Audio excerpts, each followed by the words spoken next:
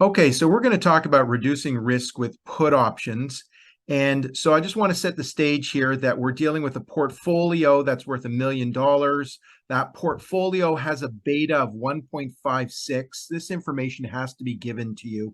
The current S&P TSX 60 index, the market index, is at 1,300. And we're talking about a time period of 3 months. And the market's expected to drop by 25%. This has all got to be given somewhere in the question. But let's just back this up, okay? So we're going to focus in on our portfolio. And of course, we're talking about reducing risk. So what the manager thinks is going to happen is that the portfolio is going to drop in value. Okay, so, if we just have our portfolio and we think the market's going to decline by 25% and our portfolio is a broadly based Canadian index portfolio, so it's represented by the market, etc. So what's going to happen to our portfolio? Well, if the market declines by 25%, then our portfolio is going to decline by that 25% times the beta, which is 1.56, times our portfolio value, which is $1 million. So what we're thinking is that our portfolio is at risk of dropping $390,000 over this 3-month time period. So the manager wants to come up with ways to be able to protect against this decline. And if we do nothing, we're going to lose that 390,000.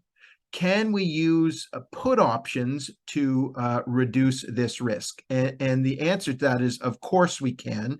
And that's what we're going to look at. Okay, so now I've got the same information here about the portfolio, and now I've introduced information regarding the put option contract. So you may see this kind of information. This is the S&P TSX 60 index put options, and we've got the strike price or the exercise price, and we've got the premiums. This is the cost of the option, and we'll figure out what the total cost is, of course.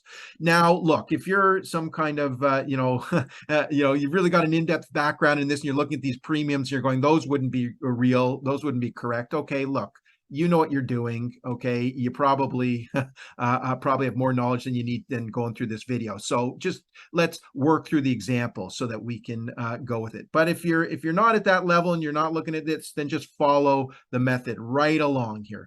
Okay, so the basics of reducing the risk here, of course, we want to buy put options. Okay, so we want to buy the put option. Okay, that's the basics here. And so, we're going to figure out how many option contracts we're going to buy. And the reason why we want to buy these put options, or and make sure that you know that this is equivalent to a long position in the put options, okay? Because remember, as the asset or the market, in this case, I'm going to call it the market, as the market